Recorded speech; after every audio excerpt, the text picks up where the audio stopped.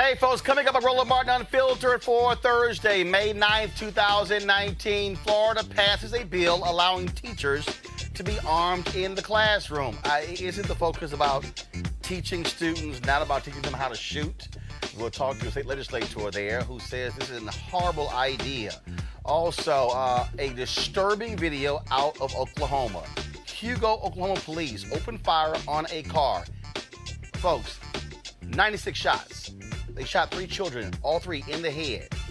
We'll tell you the latest on this story. It is a stunning story, virtually getting no attention. Yesterday, we showed you about the black woman in Billings, Montana, who was not taking any stuff from cops. She teaches a master class on how to deal with cops who come into your house uninvited. We have her right here on Roland Martin Unfiltered. Oh, I can't wait to have a conversation with her. Also, what the hell is wrong with Delta Airlines? They put out a poster that says, don't join the union and go buy a gaming console. We'll have that, break it down in our American Worker segment brought to you by AFS-CME. And also, a couple of crazy-ass white folks got fired. Oh, yeah. One for comparing that royal baby to a chimp. And then, we'll tell you about it. Just again, crazy white folks doing what they do. Now, it's a couple of job openings. All right, folks, it's time to bring the funk. And Roland Martin Unfiltered. Let's go. He's got it. Whatever the biz, he's on it. Whatever it is, he's got the scoop, the fact, the find. And when it breaks, he's right on time and it's rolling. Best believe he's knowing. Putting it down from sports to news to politics. With entertainment just for kicks, he's rolling. It's on go, roll, y'all. It's Roland Martin, yeah. Rolling with Roland now. He's funk, he's fresh, he's real, the best, you know he's Roland Martin now.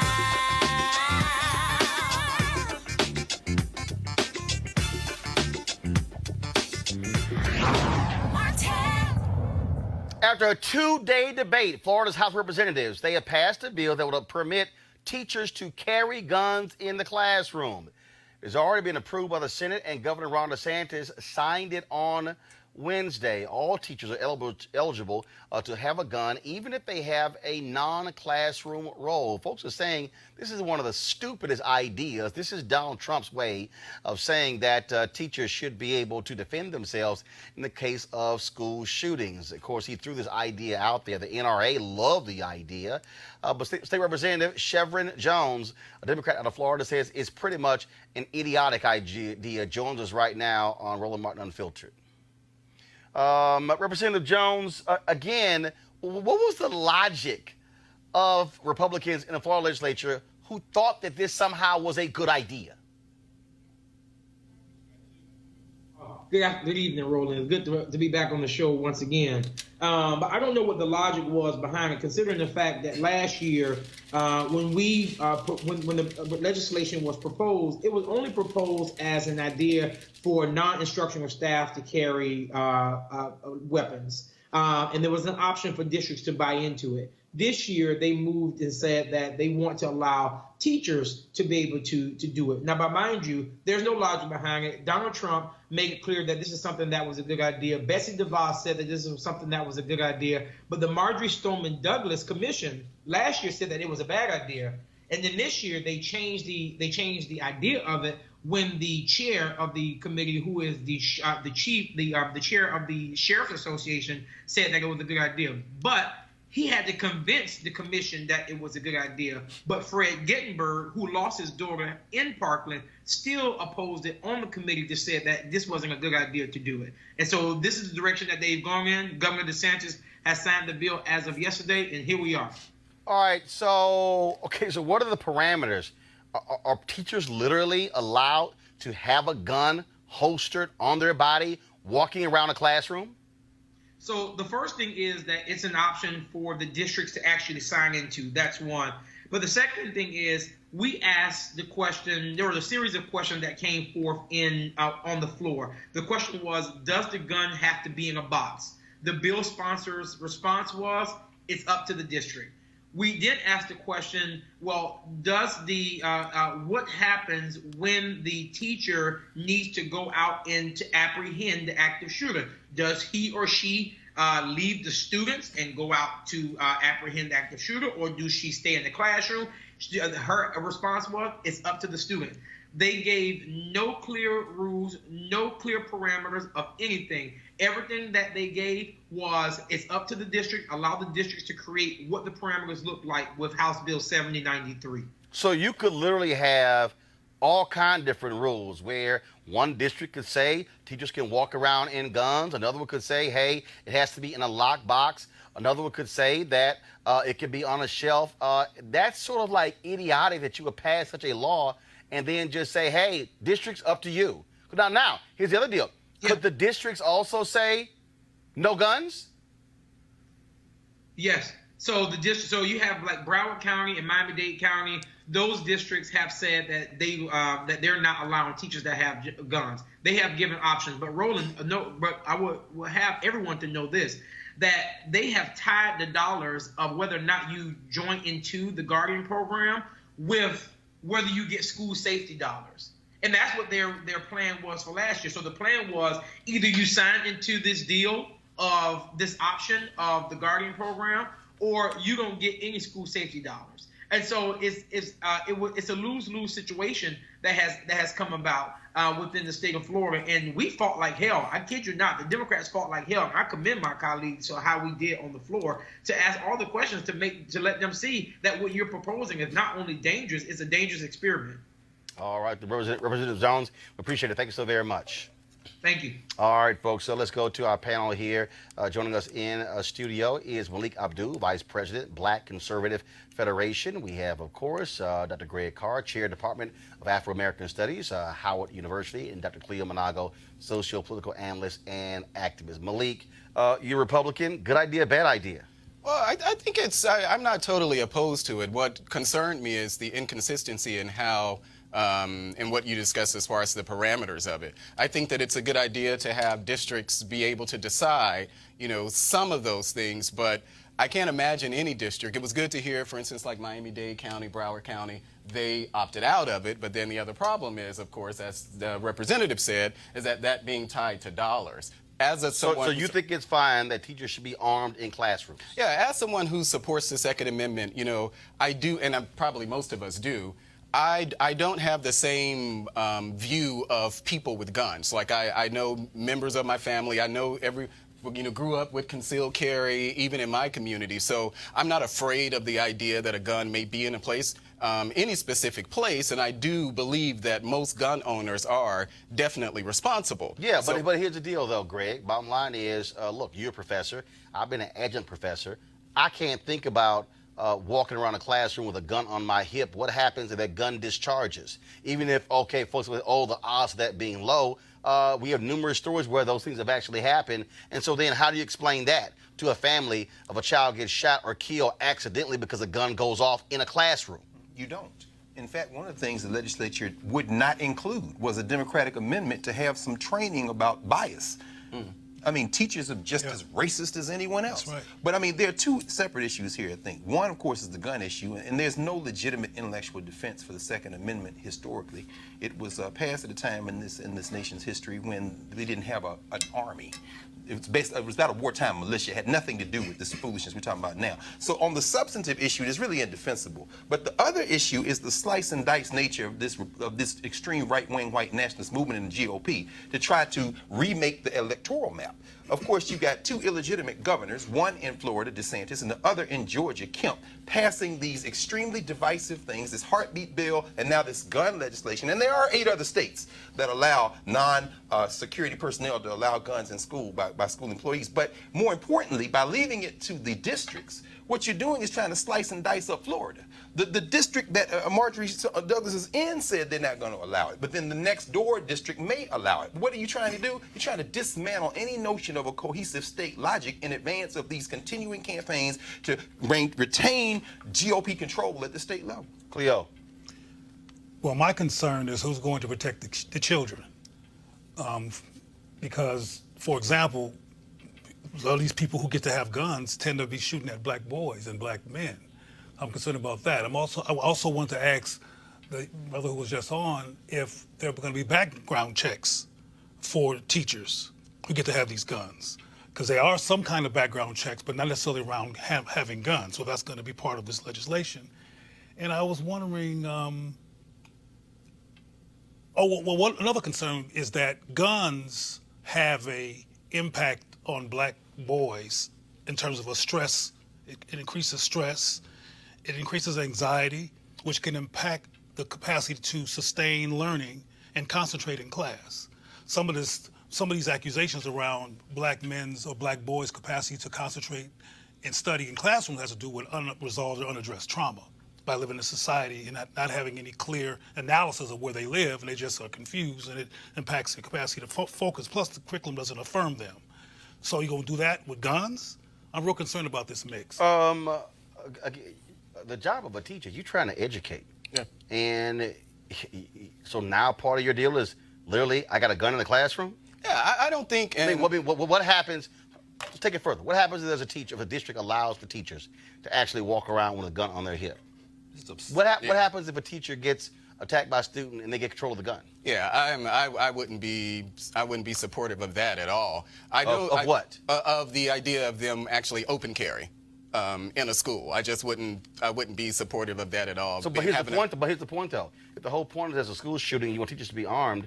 If the gun is locked up in a box, let's say on the shelf, a shooting takes place in the classroom, they can't get to the box. Well, not particularly. If we're talking about something like concealed carry, you don't have to worry about the gun actually being exposed. But I do think that we should be careful when talking about actually teachers, because we shouldn't assume that teachers are, so unstable, and you meet the instability of a teacher versus along with the idea of them being a responsible Roland, donor. there are studies that prove. But I'm trying to understand why. Because if you already have high concentrations of black kids being suspended, if you have example of the black girl in South Carolina when the resource officer came in and body slammed her in the desk, again, you don't know. I mean, I can show you some other videos where teachers have gone off, substitute teachers have gone off on students. Things can escalate very quickly. Absolutely. You now are putting a gun in a classroom. You don't know what happens. What you do know right now is that knowing there's not a gun in the classroom can lead to somebody not getting shot. Well, watch this, bro. Let's look at it this way. And like I say, you're a teacher, I'm a teacher. We classroom teachers around this country watching this. Which one of our colleagues would we want to have a pistol, a gun, a weapon, or which one of us would want that? Now, conversely, let's go to the other side. We all know who the first people are going to be to sign up for this. This is the people Dr. Minago is talking about. I don't have to body slam her anymore. I can just wear my pistol concealed carry to work. This will attract the same, absolutely. The same type of people who are attracted to law enforcement, who are in the classroom, who probably should not be in the classroom, going to be the first one to sign up for Cleo, go ahead. You kind of address what I was going to address anyway, which is that, I'll just go to the scientific piece. There are scientific studies that show that black children are punished excessively, overpunished, and you already mentioned the YouTube and all the videos, and I'm concerned about being overshot now by the kind of people that Dr. Carr just described. Because the same kind of people who like to have guns that accidentally shoot black adults can accidentally shoot black children. Yeah, but I don't think we're not with but the it teacher, happens. though. I don't think we should make that assumption. Let me tell you, as a teacher, I don't think we should make that assumptions about teachers. Malik, there is evidence on YouTube of law enforcement in the class and teachers in the class over punishing black children. Absolutely, but to the point of to physical stop abuse. Someone from shooting up the school, not to deal. But it's legally sanctioned to have a gun now. What I'm saying is that black people are not every teacher is going to actually carry a gun. Right? They feel like they feel threatened. Remember? Leo, final comment. Sorry, a great final comment. I was going to say very quickly, the teachers I know, the ones who I value the most in my years working for schools in Philadelphia, working for Teaching for Change, all the K-12 teachers I know, the ones who are least likely to carry the gun are the best teachers. And the ones who most likely to carry the gun are the worst teachers, brother. That's true. A good teacher don't need no gun. No question. All right. Well, bottom line is we'll see what happens in Florida. School districts do the right thing and say, hell no, no guns in these classrooms. Now, speaking of guns, 2 Hugo, Oklahoma police officers opened fire on a car with 4 children in the back seat. The cops claim they started shooting because the driver was attempting to run them over with his truck. Yeah, does the video show that? 3 of the 4 children were shot. The 4-year-old daughter was shot in the head and has a bullet in her brain. The 5-year-old has a skull fracture, and the 1-year-old baby has gunshot wounds on her face. This is a story that was done by Channel 4 KFOR out of Oklahoma. I want to go ahead and play this video for you. So check this out. Another officer-involved shooting. Yeah, this time 3 children were hit by bullets. 4-year-old daughter was shot in the head and she has a bullet in her brain, and my 2-year-old wasn't touched with any bullets. We told you about this as breaking news Friday at 6, and police say they were after a man inside a car there. They believe he'd robbed a pizza shop in Hugo, and that's where News 4's Emily Akins is tonight with the latest on this investigation. Tonight, people in Hugo coming out to support a family they say was involved in an officer-involved shooting. The father of the kids involved speaking out, telling us he's devastated. It's kind of hard to tell a 5 or 4 and a 1-year-old that they were shot by the people who were supposed to protect them. A father begging for answers after he says 3 of his children were injured in an officer-involved shooting. These are my kids. If I can't speak up for my kids, then nobody will. OSBI agents, along with the Hugo Police Department, were searching for William Smith, who was wanted in connection with an armed robbery at a Pizza Hut. OSBI says he was parked at a food center in Hugo, and at some point when officers found him, shots were fired. 4 kids were in the car at the time, 3 of them hurt. A little girl and a little boy that young to be shot in the head and to still be able to get up and walk around and laugh and play with you and like it never really happened, but we know it happened. Protesters say they will not give up until they get the answers they feel they deserve. We're tired of seeing situations happen like this across the country, and we wanted answers. This is a major problem right here. This is not something that I won't let die down. I don't care if I'm 62 years old still trying to do this. In Hugo, Emily Akins, Oklahoma's News 4. And state agents say the children's mother was in a relationship with Smith. Prosecutors tell us the Hugo mayor and city manager told them they will work together to figure out why this happened. All right, folks, joining us right now is Demario Solomon Simmons, civil rights attorney and lawyer for the family there. Demario, okay, I'm just trying to understand. So they say he committed an armed robbery. Are the cops saying the guy was firing a gun at them? Why would you fire into a car not knowing who's in the car? Well, that's obviously a violation, Roland. Good to see you as always. Number one is make it really clear that the robbery that they alleged that Mr. Smith committed happened on April 11th. So the shooting happened on April 26th. That's 15 days apart. Wait. Are you telling us that it's not like there was a robbery, they got a call, and they pursued the car? Correct. That's exactly what I'm telling you. This was not they were not in pursuit of a fleeing felon or anything like that. This was a robbery that happened 2 weeks prior. This family was going on their way. They were going to get some food at a community center. The individual officers that were following them were actually plainclothes officers in an unmarked vehicle. The vehicle, according to the police themselves, that they followed them for several blocks. If they followed these individuals for several blocks, they could have clearly seen the children that were in the vehicle. And when my client, Olivia Hill, and her 4 children, who I represent, when they pulled into their parking space, she says she gets out of the vehicle. This individual walks up. She doesn't know who he is. He's not in police uniform, as I already stated. And the next thing she knows, they're shooting at the car, and they shoot over 25 times. So 1 second. So 1 second. So when they fire into the car, was the car moving or was it stationary? Our investigation, which is still ongoing, is that the car was stationary when they first started shooting into the car. And once they started shooting into the car moved. What we are trying to get out of the gunfire. Okay, so absolutely no idea what was going on. So when the plainclothes cop walks up to your client, does he identify himself? Or you're saying he has nothing showing him a cop? Is his badge present? Yeah, our investigation, there was no identification that they were law enforcement. We've talked to several witnesses who were on the scene. I've been to Hugo twice in the last 4 days. I've talked to people that were there when the shooting happened and people that were there shortly thereafter. And what they tell me, a totality of everyone I've spoken to, is that it appears that the car was being shot at while it was stationary, and that these individuals were in an unmarked vehicle. This vehicle did not have any identification as being law enforcement, and the two individuals, they were in plain clothes. The city said they did not have any type of body cam. We're told there's no dash cam. So all we can go on is what our clients and the witnesses are saying and what the police have said. And it looks like to me this was a unnecessary, unjustified bad shooting based on what I know right today. Wow, that is absolutely crazy. And again, what's the latest condition of the 3 children shot? Well, by the grace of God, they were not killed in the hail of gunfire, but they did sustain serious wounds. They were all 3 of the children that were shot had to be airlifted here to Tulsa, which is a 2.5-hour drive away. They were airlifted here and went into emergency surgery. They removed the bullet out of the brain of the 5-year-old young girl.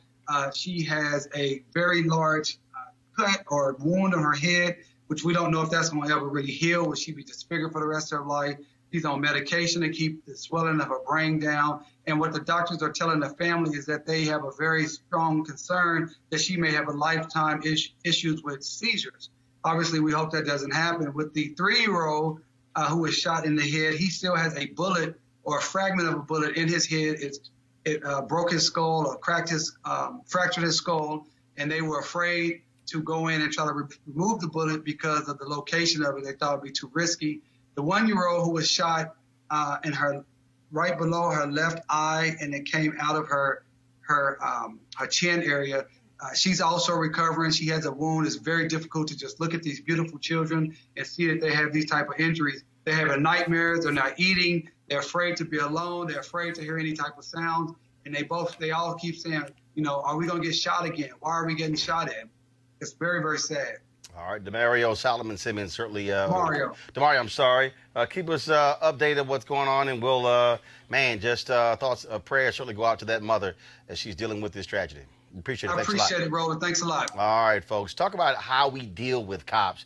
That really was the basis of this video, where this sister in Billings, Montana, just let these 2 cops know you just cannot roll up into my house and do whatever it is that you want to do.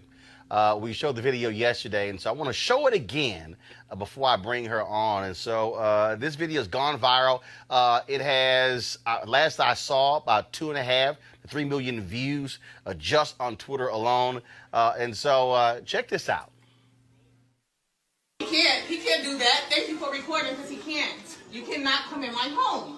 I did not give him permission. You did to not. Come. He was. Thank you. Talking about it's an altercation. There was no altercation. I don't give a damn what you heard. I don't give a damn what you heard. You understand what I'm saying? No, because this is my home and this is my property, and I'm telling you to leave my home. That's what I'm telling you. We're step outside. There was no disturbance here. There wasn't. All right, folks. So then there were 2 videos that were shot. That was the first video. Okay. This was the second video that was shot by somebody else from a different position in the apartment. He heard us talking loud because I'm a loud ass bitch. That's why. That's why. I asked you to leave my home now. Excuse me. Thank you. Sorry, there's not a problem going on. I don't see why you First of all, stepping you in. can't just walk in my I home. mean? Yeah. I understand what you say. You got I know my laws. basically, but Kevin, this man is not. He's nobody. He is talking I don't as a give a responsible adult. I'm talking as the person who runs this house. That's what I'm saying. I don't give a fuck about what you talk about. Shut the fuck up. Now. You shut up. I don't care what he's talking about. This is my house. I pay these bills. You crazy? I your head coming up in my house? You must be crazy coming up in here. Sorry, talking about you heard something. You heard me talk. I talk loud and I'm aggressive. And guess what? You did not knock on my door. There's no weapons here. There's nothing going on here. And you are violating my rights, sweetheart. Right. Now, tell me that I'm fucking wrong. You can't, because I'm not wrong. You're violating my rights. You do not come up. Shut up! Shut your mouth! You do not come up in my house. You do not come in my home without my permission. Period. might get called. I don't care what you got. Hey, I don't care. I don't care what you got. Because guess what? If I had just came in the house and smoking a cigarette, this door would have been closed and your ass would have had to knock. You do not fucking come in my house without my permission. With your white ass, and I'm black, and I'm scared of you. So guess I don't care. Right. I don't want to hear it. That's I don't want to hear it. That's why you're screaming. I'm screaming because You're so afraid of me. I'm screaming because you're in my space. This is my home. This is where my kids live. How I know you wasn't coming up here with a fucking gun? Black people killer? How do I know that? I don't. So guess what? I'm aggressive. I'm being hostile, like you guys call us, because you done came up in my home. Go get my leash from downstairs now. Like I don't know my rights. Stop playing. You got the wrong black girl on the right day, baby. What do you want? What do you want? There's no problem. What did I say? There's no problem. I got this. I got this one. No, What do you have? What do you want? You guys can just walk out because there's no problem. What do you want? That man is the intelligent one in this house. What do you want? Guess what? You about to walk out my home though, because I know my rights. Yeah, Bye. No, Bye. Goodbye. Goodbye. Shut your ass up, Kevin. Do what I told you to do. Goodbye. I know my rights. They cannot walk in my home. Because if this door was closed, they would have had to knock. Don't ever do that again. Thank you. I don't give a fuck. I know my rights.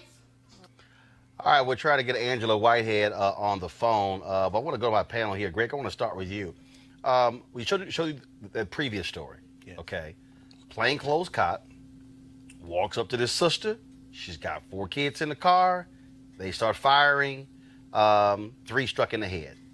We think about the story out of Florida where the cop was convicted. Black man, side of the road, 2 o'clock in the morning. Here he is playing in the church band. Cop, unmarked car, rolls up on the guy. Brother ends up dead. Cop lied, left and right. The reality is, I don't care who you are. If you're black, and when a cop pulls up in your rearview mirror, your reaction is not the same as white people. It's not. I remember a story that we did where there was a brother who was doing a survey, and he had multiple cameras around his car. And the cop walks up, and gun is already unholstered, hands on his weapon. And the brother's going, "Why is your hand on your weapon?" And what he did not know is that the brother with his particular car had like 6 cameras on the car. And so he had all these different views. Black folks, our encounters with cops lead to death a lot faster than white folks. Absolutely. I mean, as we were watching that, we were talking, and I know Cleo got something to say about this, Dr. Monago. As a black man, every time you see those cops, man, and these guys in Montana were hunting. They were hunting. Clearly, they either traced that license plate or whatever, and they decided they're going to go after this, and they're going to empty this clip. But the point is, as you said, and there's a playbook. No, not Montana. That was Hugo, Oklahoma. I mean, Oklahoma. Right. This was in Montana. This was Montana, okay. But thank you, the Oklahoma case. But there seems to be a playbook now. Go plain clothes, be aggressive, and get ready to empty your clip. Even when you announce yourself, Sandra Bland, Philando Castile, whip your weapon out. But as a black man, I'm looking at this, and she told that dude a couple of times, you back up, I know my rights. I'm thinking, we got to survive this. And that conflict in my spirit leads me finally to this. We just talked about the Second Amendment. What will be the day in this country when we fully embrace that Second Amendment? When a cop knocks on the door, you see a rearview mirror, you unholster your gun. Like, boom. I'm not even about to have a conversation with a cop. I'm not saying that I would do that. My generation may not, but there's a coming generation that may embrace that Second Amendment so fully that they revoke it. Cleo, you had the brother Kevin who was in the apartment.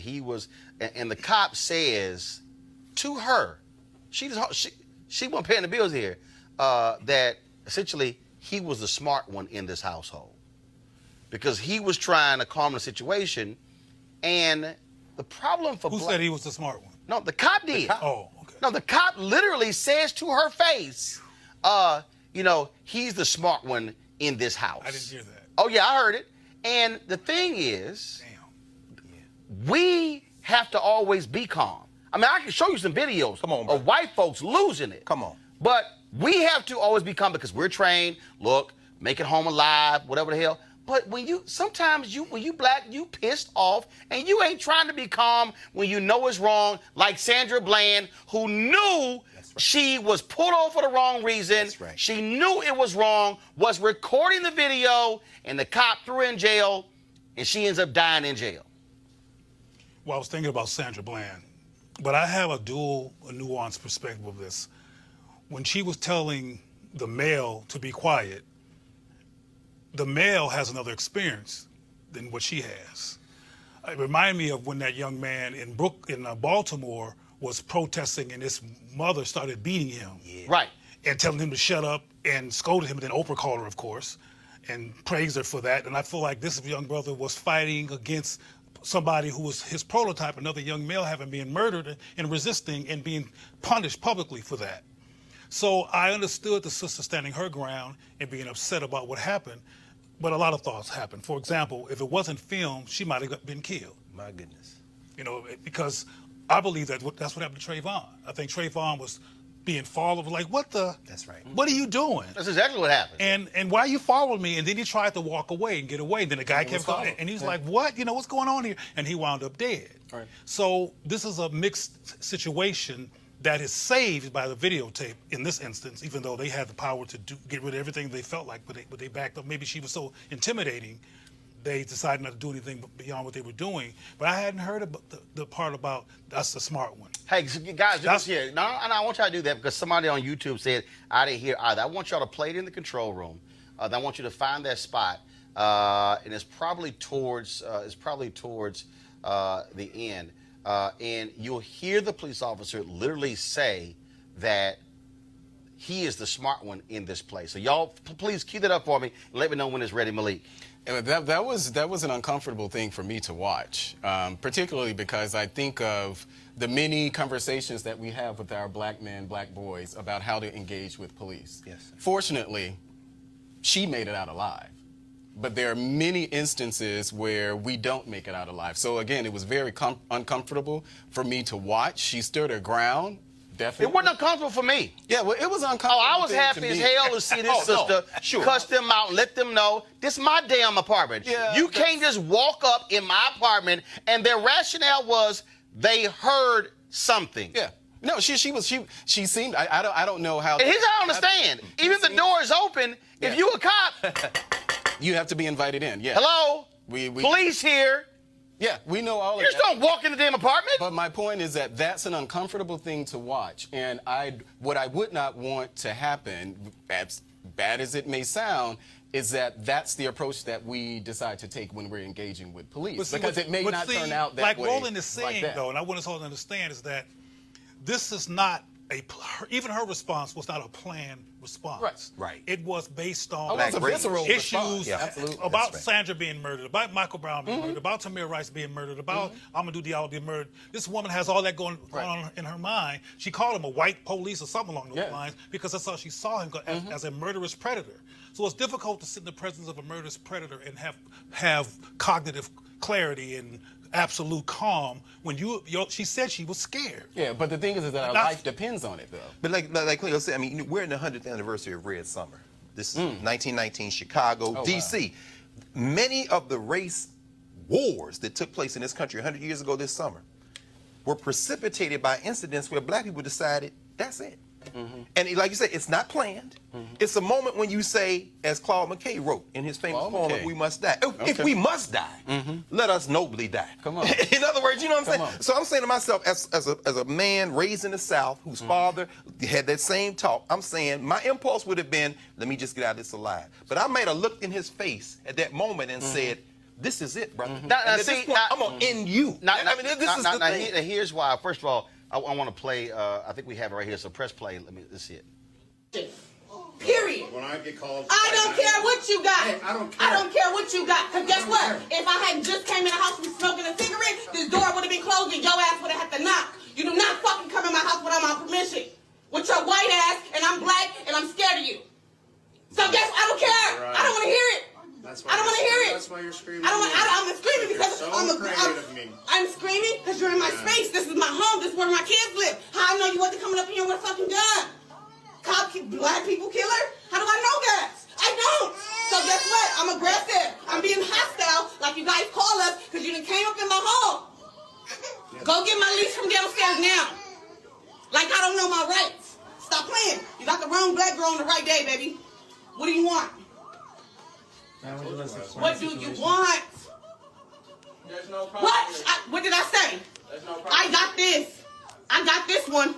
No, What do you have? What do you want? You guys could just walk out because there's no problem. What do you want? That man is the intelligent one in this house. What do you want? Guess what? You about to walk out my home, though, because I know my Come home. back.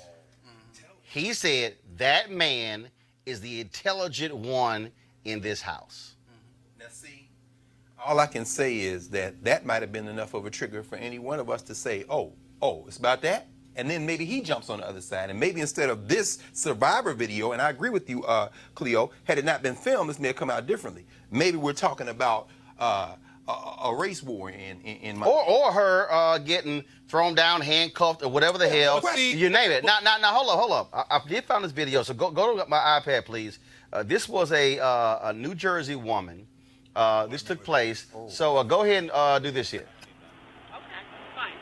You're just here as the rider, right? No, I'm not. Okay. I'm here as a concerned citizen and friend of the mayor and been in Tenafly for 20 years. I take full responsibility for them. And what is the reason they were pulled over? The driver has all the information. He'll tell you. No. I need to know. No, you don't need to know. That is my business card.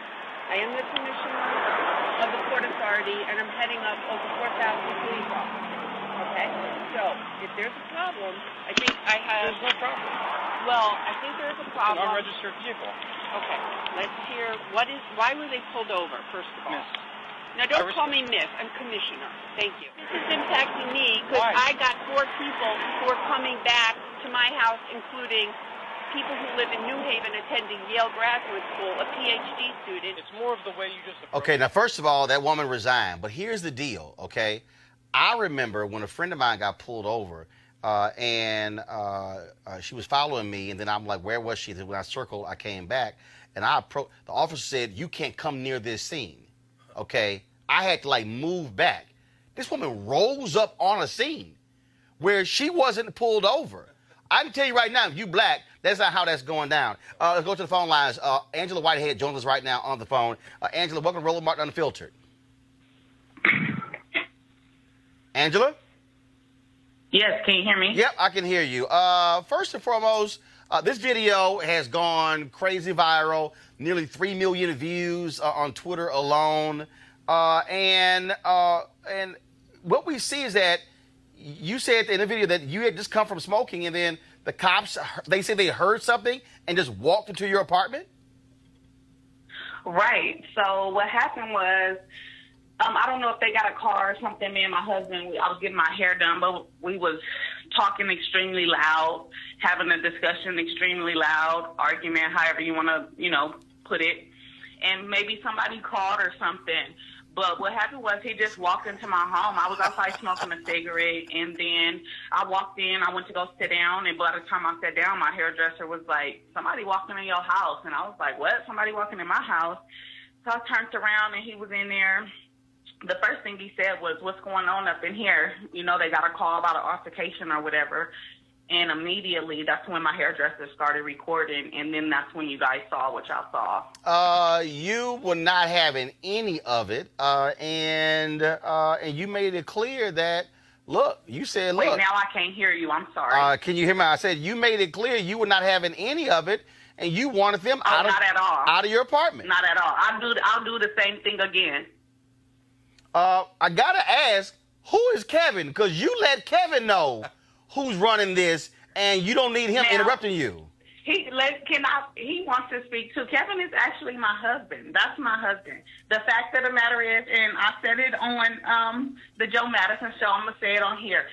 The intent was never for me to embarrass my husband. The intent was for him to shut the hell up because, like I said, we don't have to explain ourselves in our home. If we get put over, yes, we are going to be respectful. But when you come into my home, I don't owe you no explanation. So I don't care about what he was talking about. Now, Kevin, I love to talk to Kevin because it's very interesting because we were literally having that conversation with Cleo Managa was saying how black men and black women respond differently in that situation. Kevin, you there? Facts. And let me say this. Go ahead. And I was telling my husband that Black men respond different because they more scared. Of course, we scared too, but they are more scared. They are more at risk. So, of course, they going to bow down. Of course, they, especially when somebody is getting out of a situation that, you know what I'm saying, is not best and prompt for them as far as, getting out of prison or just anything. You just don't know what's going on in people's personal life. And black men are scared of the police, period. And that's what it was. I'm not saying he was scared, but he was nervous and he didn't want no further altercation. So he was trying to tell them, that's what black men do. They want them to shut up and get off their face, so they tell them whatever they want to hear. And like I said, had we been in the car, that would have been just fine. Right. Had you pulled me over, that would have been just fine. But I don't owe you anything in my home. I pay the rent here. If I could holler at Kevin, that'd be great. Because I think he speaks to exactly what Cleo was talking about. Is he there? Now, I don't want to misconstrue that and make it seem like my husband don't pay no bills. Because he definitely pays bills, and he definitely runs this house. I run my mouth, he runs the house, but,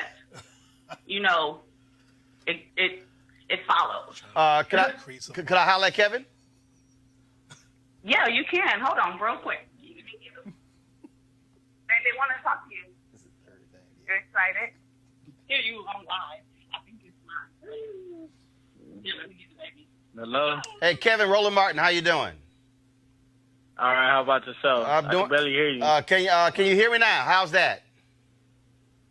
Yeah, I can hear you. So before you and Angela got on the phone, we were having our panel conversation, and Cleo Monago made a point that how black men and black women respond differently with cops, and Angela just explained it. You wanted to keep calm. You didn't want. Well, what was it for you? You didn't want this thing to escalate. Is that why you took the same position you did, and she took a different position? Yeah, because I have to protect my wife at the end of the day, and I didn't want it to go to a certain situation. At the same time, she can speak up better than I can, so I just let her have the floor. And obviously, because again, when we played the video, she was making it perfectly clear to you she was handling this situation, and she was not happy those cops walked in. First of all, when they walked into the apartment, were you in the living room there? Were you stunned to see them walk in?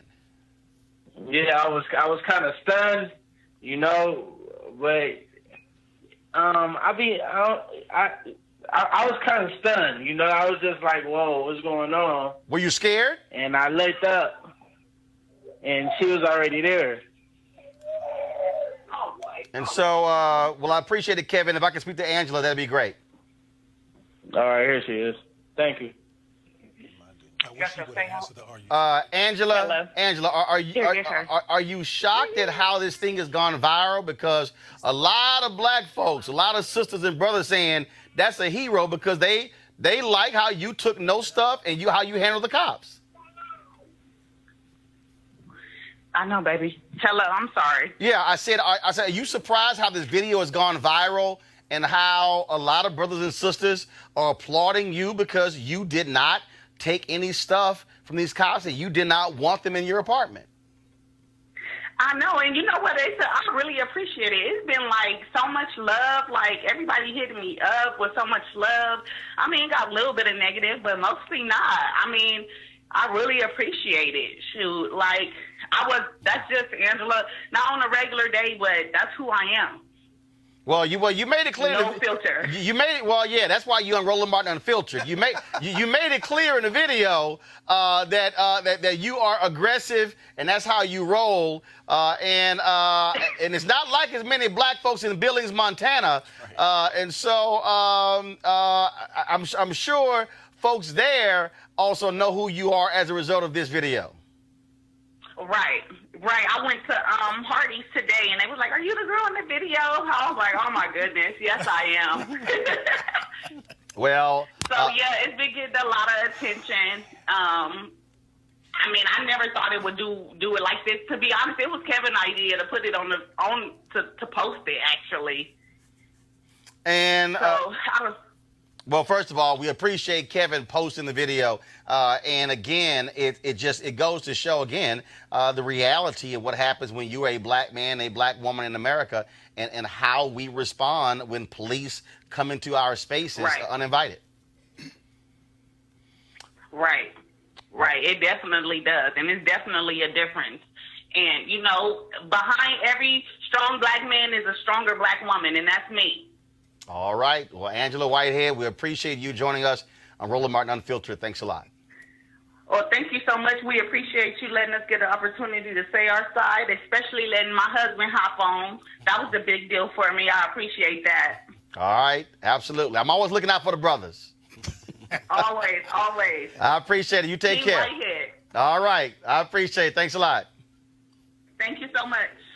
Roland? I know. Khalil, go ahead. I remember, and I don't mean to be controversial in case that's the result, but I remember the audio in the video of Sandra Bland being quite similar to her. Yep. To that cop. Not taking no stuff, castrating him verbally in terms of talking about this is how you become a man and stuff like that.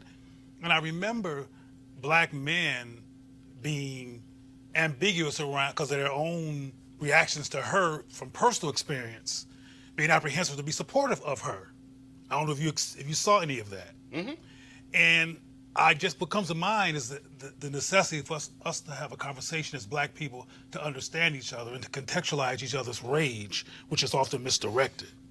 Because it was misdirected rage and unresolved perspectives of black women's justifiable rage that had some brothers in quandary about whether I should support Sandra or not, who was murdered. You understand what I'm saying? And I imagine, I haven't read any of the mail in response to, or the Twitter in response to her yet, but I bet there's some brothers going, I don't know if I want to support her because she just castrated Kevin in front of the whole world. No. I mean, first of all, again, this is why I'm not saying that's my perspective. No, I got it. Go ahead. This is why people have to support Roland Martin Unfiltered. In addition to the fact that that's probably a commercial loop now. She is completely unfiltered. But this is the only place you're going to hear this nuanced conversation.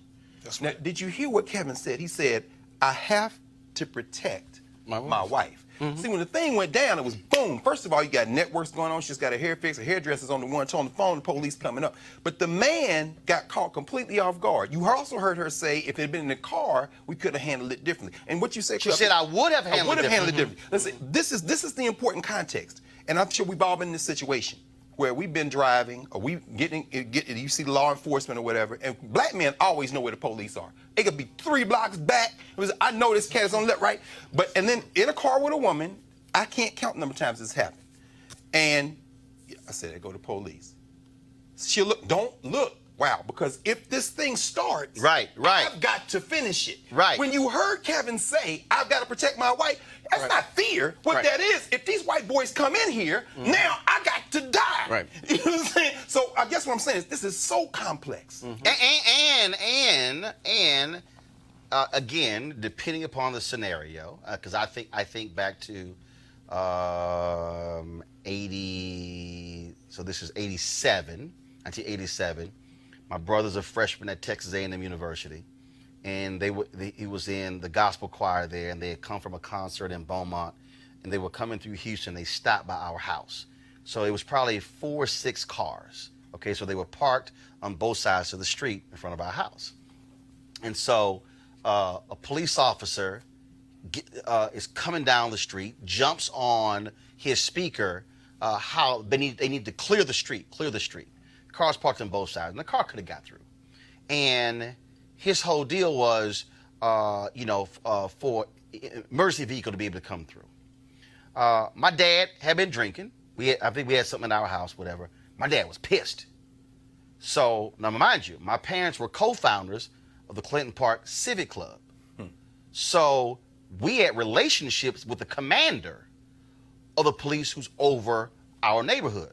My dad calls the station, and he says, I want to know who is the cop on patrol in our neighborhood right now. When they call, ask for the commander. Put him through. My dad explained what happened. My dad said, I want the cop to come back to my house so I can have a conversation with him. Come on. Now, my mama freaking out. Reginald, what are you doing? What are you doing? He's like, damn that. Right. He said, but I'm not going to have black college students. My goodness. Going to college, coming from a gospel concert, and this cop wants to come in front of my house and make them move their cars. Yes. Commander said he's on the way.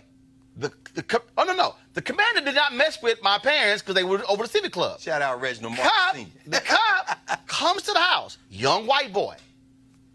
So cop steps into the house, and he all nervous and hands on the gun. My dad said, "Why is your hand on your gun? I'm the one who called your boss. You can relax." Now my dad's sitting here like, so he was drinking. That does like sobered real. He went straight from had a good time to I'm about to get somebody's ass. And all y'all there watching. And I'm sitting there like, brother. Now, and again, I need black folks to understand what it means when you a black son watching a black father Come on, Roland. do this. Come on, brother. So I'm standing there, and I'm like, what the hell? Like, this Negro is crazy. I believe this Negro alone. And so he starts breaking down the cop. He said, now, you didn't have to sit here and come through here and jump on your speaker. He said, we're not going to be here long. Well, sir, we need to be able to, for if something happened in the ambulance. He said, no. He said, no, you were flexing your power. He sit there and school this young white cop. And the young white cop, I'm sure he was like, who the hell is this black man that I got called to come back to his house? Who do you think he is, a citizen? But the thing that was interesting was, again, the fear of my mama. Yes, sir. Yes, sir. Yes, sir. And the fearlessness of my daddy and my mama thinking, same way as Kevin, right. I don't want nothing to happen, nothing to escalate. Come on. And daddy was like, damn that. Damn that. This is about respect. That's right. Right here. And I'm going to teach this young cop, he's going to respect some black folks. That's right. That's right. And that's really what, so that whole exchange right there. Felt that. That's exactly what that was. Kevin, like, the hell, the cops in my house. I got to protect my wife. She going off. I'm trying to calm the situation down because I don't want these white cops to go off and strike her, throw up against the wall or whatever. Because to your point, yes, sir. Now I got to elevate. Now I got to, yeah, that's right. That was very powerful. Yeah, and it's a layered discussion for sure. I'm probably more on the Kevin side because if a cop came into my home, I'm pretty sure that I would try to do everything to de-escalate it. Again, fortunately, Angela and that family made it out alive. Fortunately, it was videotaped. But there are many instances where that does not happen. And again, I want to go back to, I hope that even though we have a right to express ourselves and, we're living in this country and we should have every right that everyone else has, the reality is different. And so I just hope that this does not spur people to react now, fortunately, that was in Montana. What happens in Montana may be different than what happens in Florida. Yeah, but see, any of these other okay, places. all right, hold up, Malik, but this is where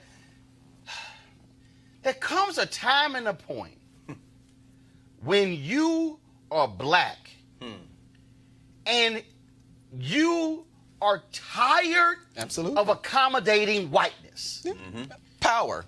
No, whiteness. Okay. Well, I'm about to expand this thing, okay? Because I'm about to expand this thing beyond cops. It reaches a point when you are black and you're tired of take the bass out your voice. That's right.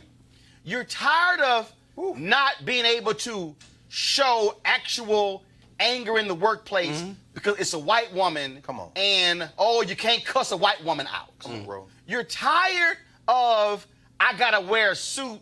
The story that I read, brothers who wear suits in New York and they carry the Wall Street Journal around. So if somebody white sees them with the Wall Street Journal, then they go, oh, he's one of them or one of us. He's not a threat. That's right. There comes a time and a point where you are black. You are tired of accommodating whiteness. That's right. Where you're tired of making them feel good. And you're tired of having to pull yourself back and change your hair and change your dress and change your tone when, if you were white, Angela's reaction actually is natural. And I would go so far even to include today, man.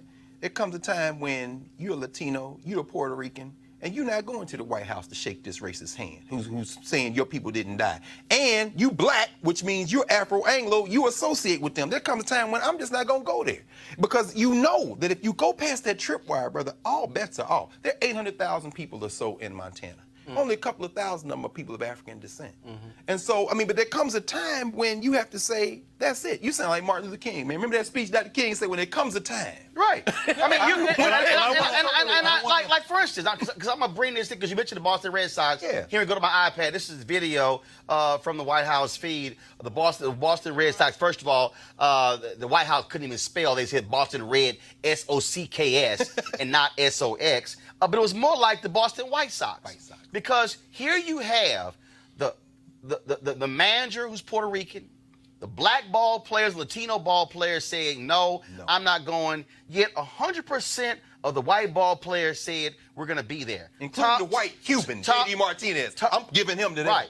There you go. Tom Warner, who's the owner, he says, well, this thing wasn't about race. But the reality is, it shows how we see this thing differently, and it raises the question in the case here of why are the white ball players afraid to stand with their manager and the black ball players who say something is foul here. Just like when you had Chris Long, one of the few NFL players who stood with Colin Kaepernick and Malcolm Jenkins and whatever, and so what it says is that, oh yeah, we are teammate up to a point. I want to know. We're tight up to a point. Roland, I want to know the next time that Chris Sale hits somebody and they all run out to start the fight, I want to know whether them brothers going to run out there and protect him. What kind of teammate are you to go shake this man's hand, and then you expect to go to sports war in August in a pennant race? Man, get out of my face. Most of the NFL, since we're talking about sports, not my favorite topic, but comes up a lot.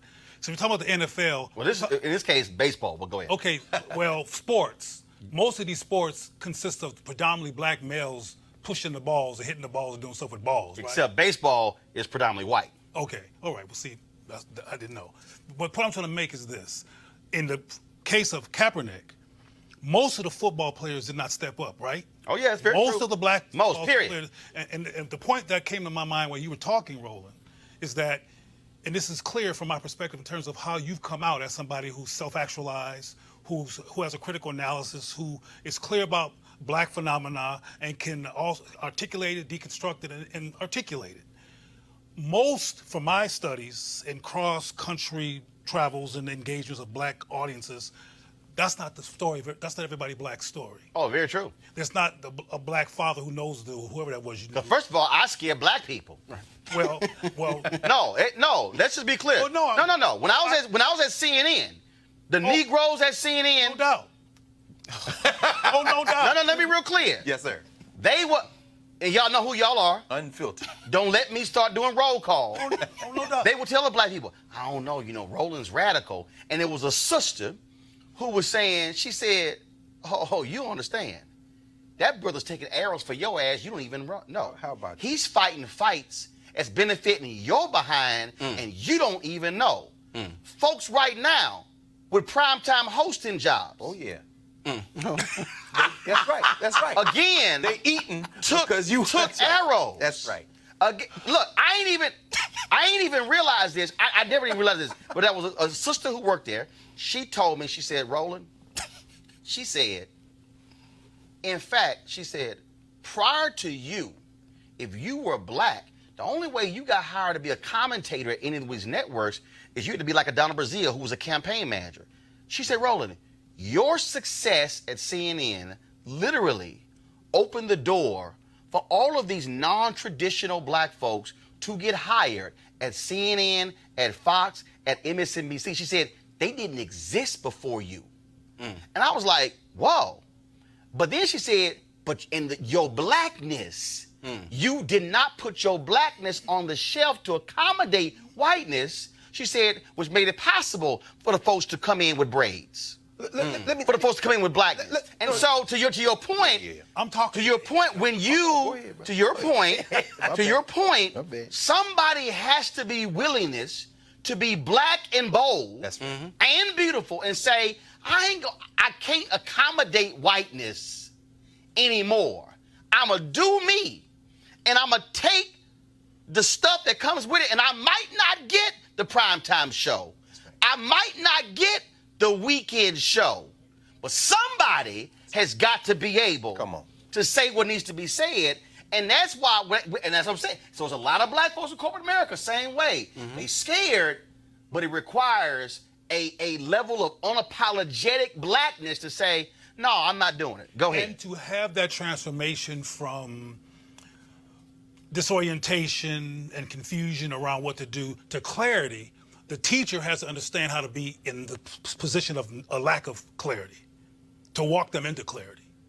That's the point I want to make. And you also are right in that, for me, having a strong black father and a strong black mother, and I identify, and my mama sometimes get upset because she's like, you talk about your daddy, but there's a reason why I identify with that, because Dad's 72, just turned 72 April 25th. I identify with strong black maleness, and it ain't, come to me, and it ain't toxic masculinity, and it ain't hyper-masculine. No.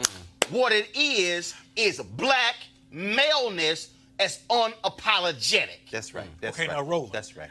Most people who know me in my neck of the woods know that I'm unapologetic. That's right. Not a white accommodationist. No. And real clear that your story, though it wasn't at CNN, is quite similar to me in terms of affect. But what might be a difference is that, we haven't talked about this, that's why I say what might be.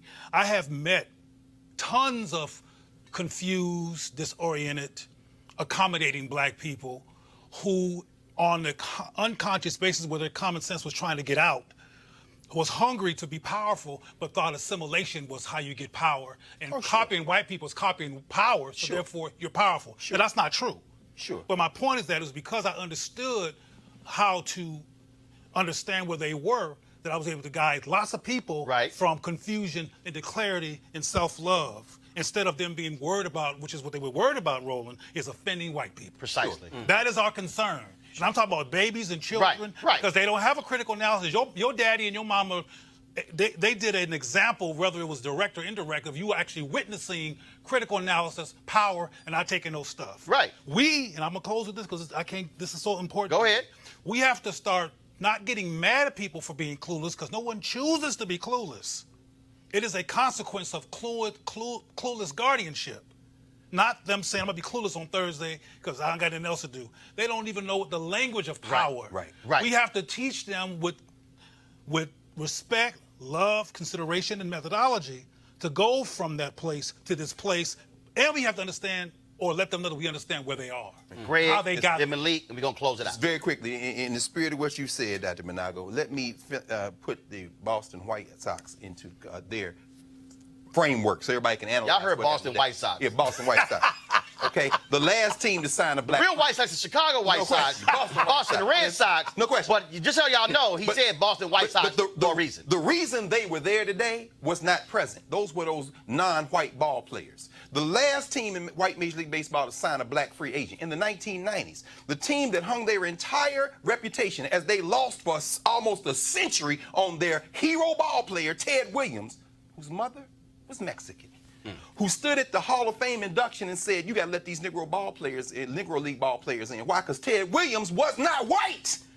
And who never won a championship again until they imported all those Afro-Latino ball players, from Big Papi David Ortiz to the man whose number they would not give that racist today, and that was Pedro Martinez, who wore number 1 from the Dominican Republic for the Boston White Sox, and they didn't give him a jersey with number 1 on it today. Why? Because that number's been retired in Boston, because that black man brought them a championship. They gave him an 18 instead. The Boston White Sox, most racist team in Major League Baseball, embarrassed themselves today, but y'all don't talk about them being white. Why? Because if it weren't for the blacks, they wouldn't have no damn championship to begin with. And before I go to Malik, the last baseball team in Major League Baseball to sign a black baseball player, Jackie Robinson came in 1947, was the Boston Red Sox. Come on.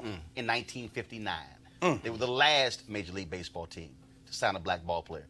Malik, your final thoughts on today's show? Yeah, I just have 2 points. One, I don't think it's fair to judge the players who decided to go to the White House, to really judge them negatively. Well, and I would say, go ahead, finish your point. And I would say the same thing for people if they chose not to go visit Obama. So I'm consistent with that. Secondly, I don't think that it's fair. And if we're going to talk about, just be factual. only a handful Well, didn't visit with Obama. Whether it's not massive numbers like whether it was Trump. a But go ahead. or not. I just want for a fact. Go ahead. If we're going to have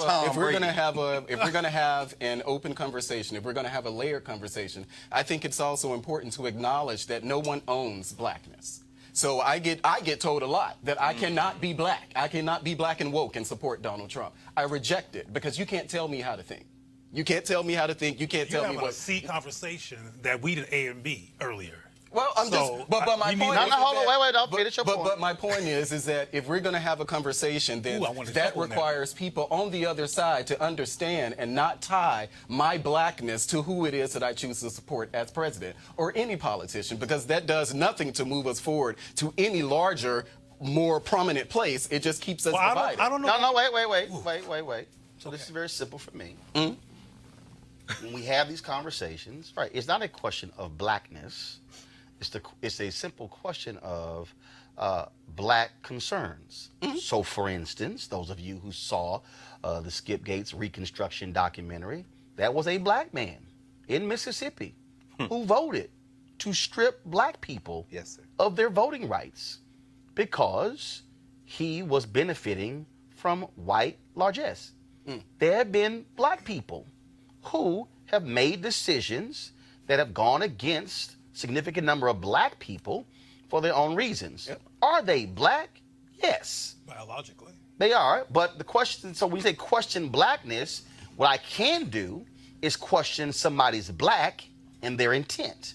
What I can do is question, but simply by stating facts as it relates to the position. So I dare say this. If you are supporting somebody who does not truly support the policies that are affecting more than one black person, when you have a Department of Education that's rescinding civil rights rules that impacts black kids, when a Department of Education that rescinds the rules when it comes to suspensions that predominantly impact black kids, when you have a Department of Justice that has reintroduced private prisons on the federal level, when you have a Department of Justice under Jeff Sessions, continued under Bill Barr, that says that they are going to pursue the highest charges possible, when you have an administration that consistently is targeting black folks when it comes to voter suppression, then I dare say if you are black and then you are still supporting that same person, then that means you need a mirror.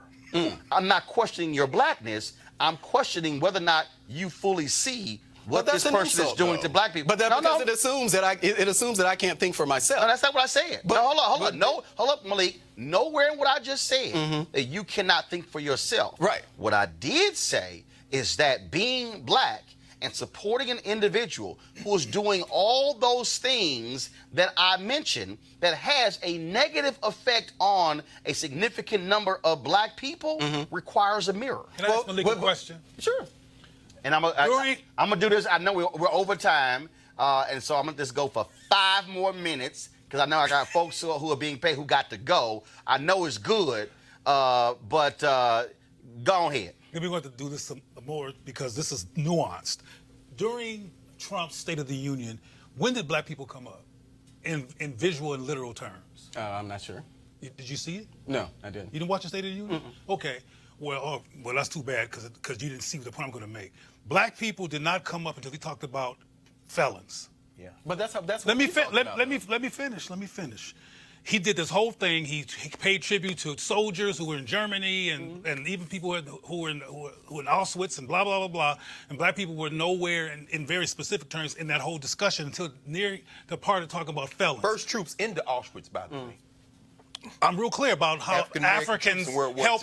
I'm personally clear about it. But to your point. Yeah. Not a mention. But a lot of people don't know that point. That Africans. And he had an opportunity there to say that. But he wasn't interested because he's a white supremacist and Exactly. racist. That's part of your point. That's and that's part of Roland's point, too. To your point. So that, for example, along with everything that Roland mentioned, I figured that you probably saw the State of the Union because you're a fan of Trump, but you didn't. But the bottom line is the things they keep doing keep defacing, demoralizing, and destroying and negatively affecting black lives. So for a black person to support that sounds like I don't question people's blackness, I question their mental health. and their emotional state. I'm not mentally. Malik, go ahead with your point. But that goes back to my point. You just insulted me by saying that assuming that I have some type of mental deficiency, and I don't. I am able to walk and chew gum at the same time. The things that people complain about as far as this administration are things that they have complained about under any Republican administration. The idea that somehow Donald Trump or black people were more impartial with if you will, with the Republican Party. Why would that be the case? Why would the complaints be consistent across GOP administrations? Yeah, particularly what since does that the say? Hold up, right. Exactly. If you just say it, that the complaints are consistent with any Republican president, yes. What does that say about the Republican Party and black people? Well, clearly there's a bad relationship between the two. There's also, in a sense, a toxic relationship between the two. Black people support, I think, Republicans by about 9-1, at least as far as president. So when you have about 90 or so percent of black people support Republicans 1-9. Well, yeah, 1-9. Sorry. But when you talking about a situation where black people, 90+% black people during the presidential election cycles vote Republican, obviously there's a problem there. But what you shouldn't do is then say that those of us who actually are not part of that 90%, there's something inherently wrong with us for actually supporting that. That does nothing to move a conversation forward. It has nothing to move a conversation forward, and this is something that I hear all the time. I got 2 minutes. Go. All the time for people who look like me. I have not called you mentally ill. But I support Donald Trump. Let me finish. But I gave an analysis. Yeah. What I'm apologizing for is the lack of time to back up and unlayer that analysis. Well, I disagree with your analysis because it's insulting. Because the words that came out of your mouth were insulting. And that's my point. We can go roll on the South Side on any day, and we can see what people like me deal with in my community. We can do that on any day of the week. I don't know what the point of that is. Well, the point is that somebody was just shot in my community. Y'all talking about Donald Trump. Actually, at the federal level. Less than 2 minutes from my doorstep, somebody was shot on Saturday. And less than 5 minutes from my house, a 14-year-old kid was shot at Giant. Right. You want me to be angry with the Republican Party? Or not be supportive of the Republican Party? Let me be real clear. Let me be real clear. First of all, one can be angry with those shootings. One can be angry with Hugo, Oklahoma.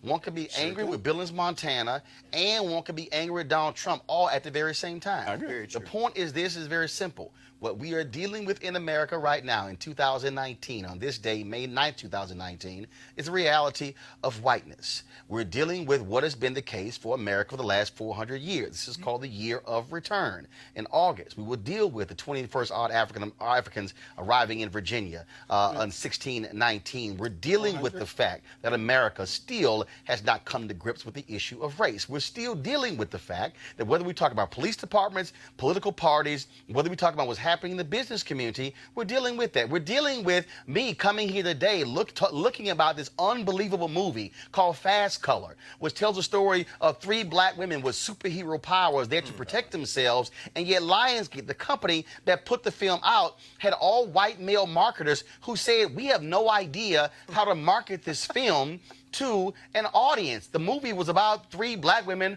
who are superheroes. That's an easy marketing job. And you might ask yourself, I'm not understanding. Lionsgate, yes, the same company that owns Stars that puts out Power. Lionsgate, the same company that actually distributed Tyler Perry films. The same company that somehow knows how to reach black people but could not figure out how a movie directed by a white woman starring Gugu Mbatha Raw and Lorraine Toussaint, they somehow couldn't figure out how to market the film. The movie was in 25 theaters in April, did $60,000 in revenue, got a huge score, 70+ on Cinema Plus, and also Rotten Tomatoes, and 89% on Google.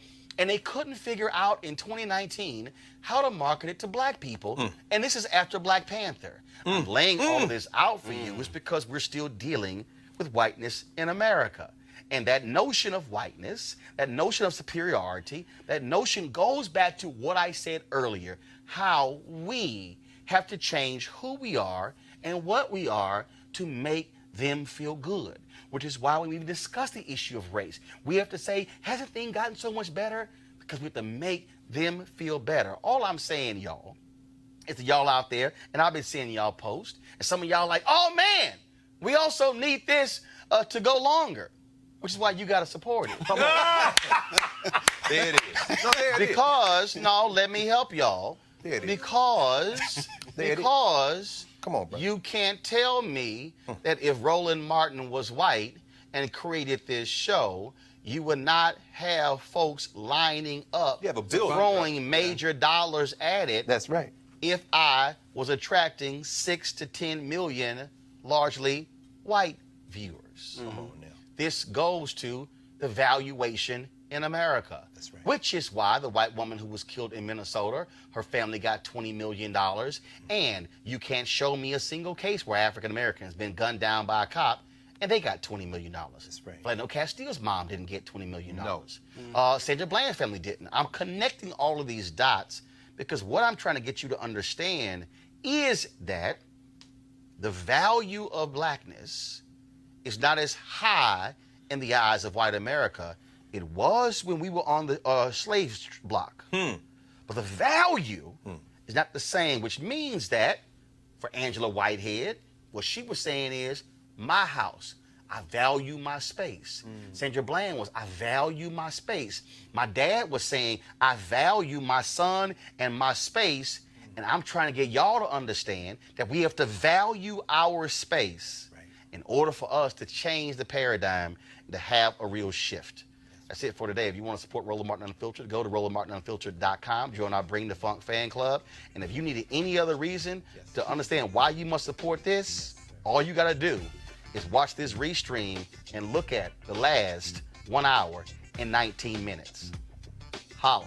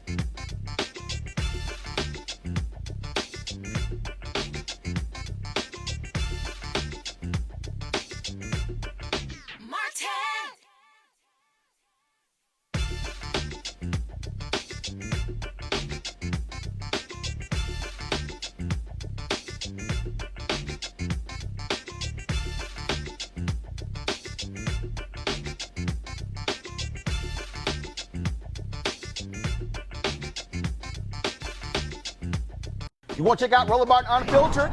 YouTube.com/Roland S. Martin. And subscribe to our YouTube channel. There's only one daily digital show out here that keeps it black and keep it real. It's Roland Martin Unfiltered. See that name right there?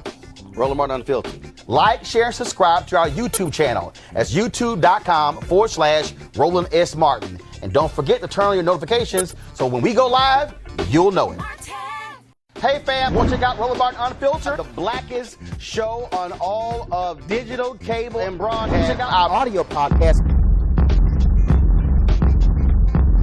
There's only one daily digital show out here that keeps it black and keep it real. It's Roland Martin Unfiltered. Press play. You want to support Roland Martin Unfiltered? Be sure to join our Bring the Funk fan club. Every dollar that you give to us supports our daily digital show. There's only one daily digital show out here that keeps it black and keep it real as Roland Martin Unfiltered. Support the Roland Martin Unfiltered daily digital show by going to RolandMartinUnfiltered.com. Our goal is to get 20,000 of our fans contributing $50 each for the whole year. You can make this possible. RolandMartinUnfiltered.com.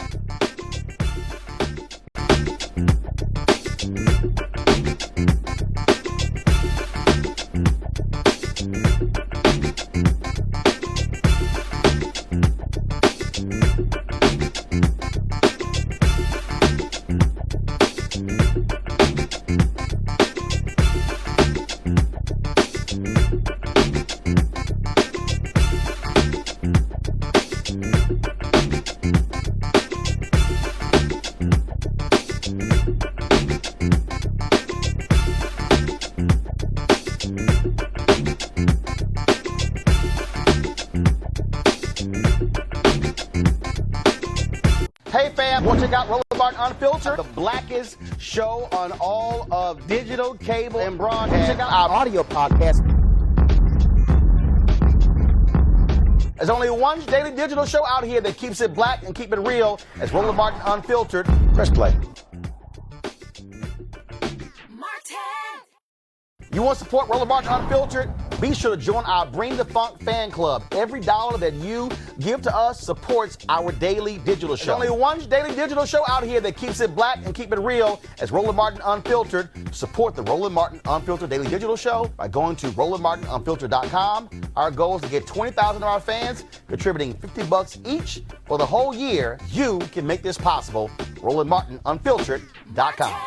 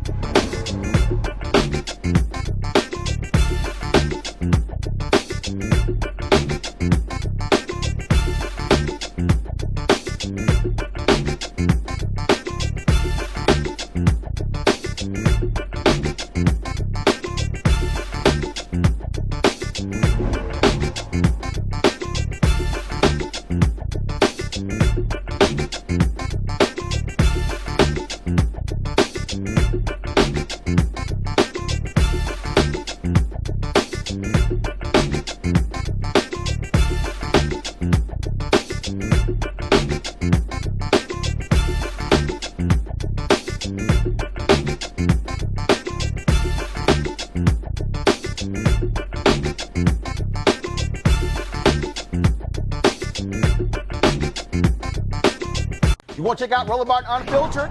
YouTube.com/Roland S. Martin. And subscribe to our YouTube channel. There's only one daily digital show out here that keeps it black and keep it real. It's Roland Martin Unfiltered. See that name right there? Roland Martin Unfiltered. Like, share, and subscribe to our YouTube channel. That's YouTube.com/Roland S. Martin. And don't forget to turn on your notifications so when we go live, you'll know it. You want to support Roland Martin Unfiltered? Be sure to join our Bring the Funk fan club. Every dollar that you give to us supports our daily digital show. There's only one daily digital show out here that keeps it black and keep it real. It's Roland Martin Unfiltered. Support the Roland Martin Unfiltered daily digital show by going to RolandMartinUnfiltered.com.